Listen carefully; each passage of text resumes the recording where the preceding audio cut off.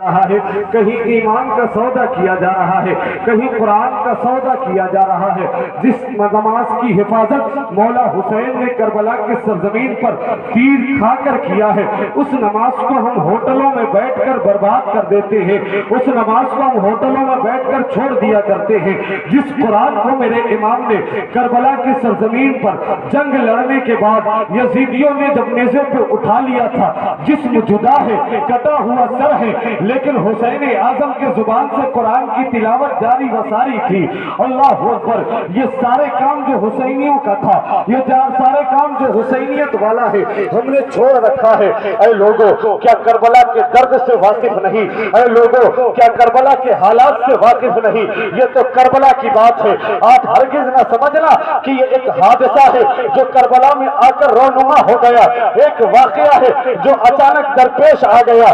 लोग घिराव करके हुसैन को करबला में ले आए, उनके पानी को बंद कर दिया गया, उनके ऊपर खाने पे पाबंदी लगा दी गई, और ये सारे मुसीबतें झेलनी पड़ी इमाम हुसैन को। ऐसा नहीं, बल्कि बचपन से लेकर जवानी तक, जवानी से लेकर उस उम्र तक इमाम हुसैन को भी, इमाम हुसैन के रफ़ाक़ा को भी, इमाम हुसैन के खानदान को भी नबी पाक सल्लल्लाहु अलैहि वसल्लम ने सबको बता रखा था कि मेरा हुसैन शहीद कर दिया जाएगा, ये मेरा हुसैन मार दिया जाएगा, ये मेरा हुसैन कत्ल कर दिया जाएगा।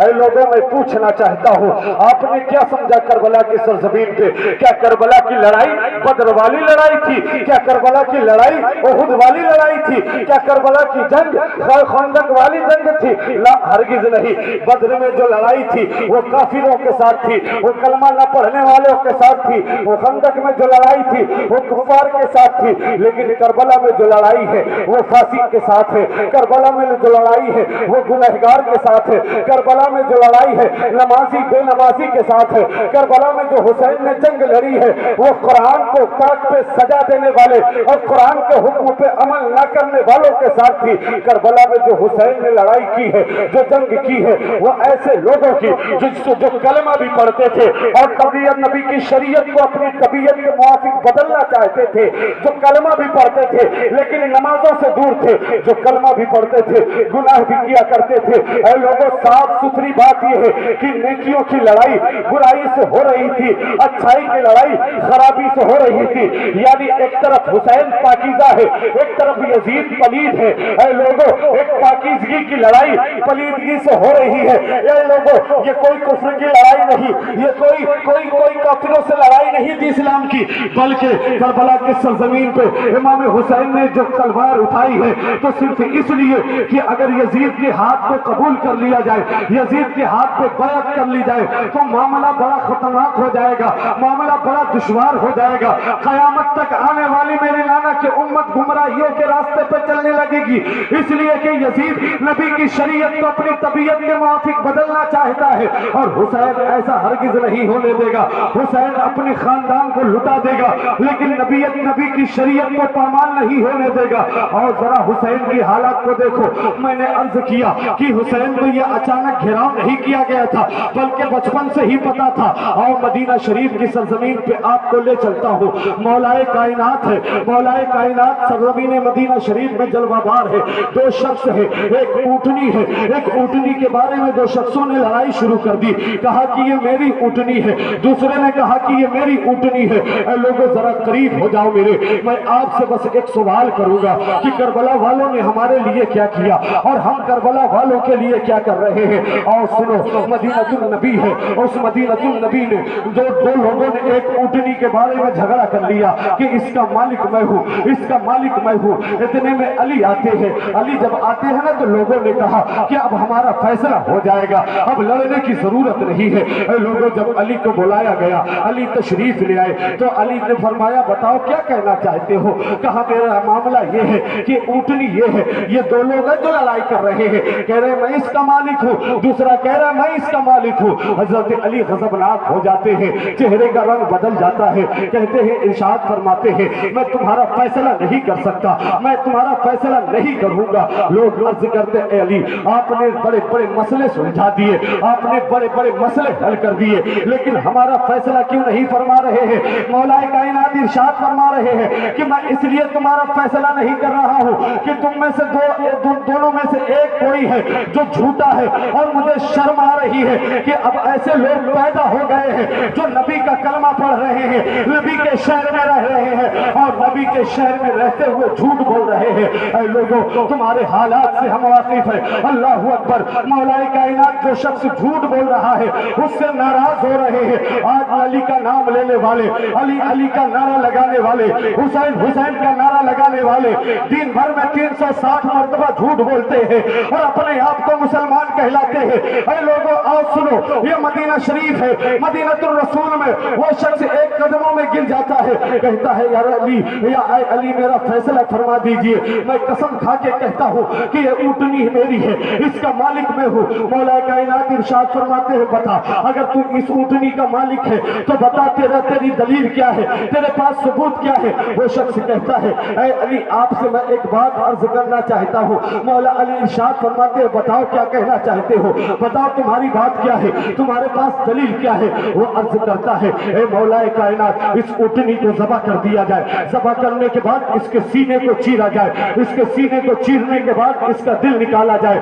دل نکالنے کے بعد اس کے ٹکڑے کیے جائے اور اس کے ٹکڑے جب ہو جائے تو اس میں دیکھا جائے کہ اگر اس کے دل میں زخم ہے تو اس اونٹنی کا مالک میں ہوں, اگر زخم نہیں ہے تو اس اونٹنی کا مالک میں نہیں ہوں بلکہ یہ ہے. اللہ اکبر. اتنا سننا تھا. مولا کائنات ارشاد فرماتے ہیں ارے نادان تو کیسے جانتا ہے کہ اس کے دل کے اندر زخم ہے, یہ تو اندر کی بات ہے. کہا مولا کائنات میں آپ سے عرض کر رہا ہوں اس کو کر لیجئے, اگر ایسا ہو جائے تو پھر اونٹنی کا فیصلہ ہو جائے گا. مولا کائنات ارشاد فرماتے ہیں یہ تو بتا اس کے پیچھے کارن کیا ہے, اس کے پیچھے ریزن کیا ہے, اس کے پیچھے واقعہ کیا ہے. وہ عرض کرنے لگتا ہے اے علی اے مشکل کشا, ایک مرتبہ میں اپنے گھر گیا, جب گھر پہنچا نا تو میں نے دیکھا کہ اس اونٹنی کا ایک بچہ تھا جو بیمار پڑ گیا تھا. اس اونٹنی کے بچے کو میرا بیٹا ایک چھری لے کر اس کو ذبح کر رہا تھا. میں پہنچا گھر پہ, اس کے ہاتھ کو پکڑ لیا اور اسے ایک تماچا رسید کیا اور کہا کہ تو ایسے ذبح کر رہا ہے.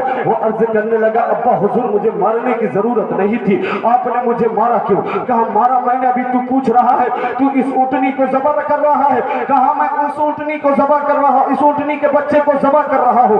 کہا کس لیے؟ کہا یہ بیمار ہے, اگر اسے ذبح نہ کروں گا تو یہ مر جائے گا, بچہ مر جائے گا تو مردار ہو جائے گا. میں اس لیے ذبح کر رہا ہوں اللہ کے نام سے تاکہ یہ کھانے کے قابل ہو جائے اور اس کی روح بھی شان سے نکلے. اللہ اکبر. باپ کہتا ہے کہ تو نے بات تو صحیح کی ہے لیکن یہ جگہ مناسب نہیں ہے. عرض کرتا ہے بابا یہ کیسی جگہ ہے, یہ تو ہمارا گھر ہے, یہ تو ہمارا آنگن ہے, یہ مناسب کیوں نہیں ہے؟ کیا ہم کسی دوسرے کے گھر پہ جا کے ذبح کریں, کیا کسی ہم شاہراہ پہ ذبح کریں؟ کہا بیٹا یہ گھر ہمارا صحیح ہے, یہ آنگن ہمارا ہے صحیح ہے لیکن یہ جگہ مناسب نہیں ہے. کہا صاف صاف بات کیجئے. باپ نے کہا بیٹا جہاں تو ذبح کر رہا ہے نا اس کی ماں یہی کھڑی ہے, دیکھ اس کی ماں کی طرف, دیکھ اس کے آنکھوں کی طرف. اور جب بیٹا نے اس کی ماں کی طرف دیکھا, اونٹنی کے بچے کی ماں کی طرف دیکھا تو اس کے آنکھوں میں آنسو نکل رہے تھے, اس کے آنکھوں سے آنسو جاری تھے. باپ نے کہا اسی لیے منع کر رہا ہوں, تو اس کے بیٹے کو اس کے سامنے ذبح کر رہا ہے,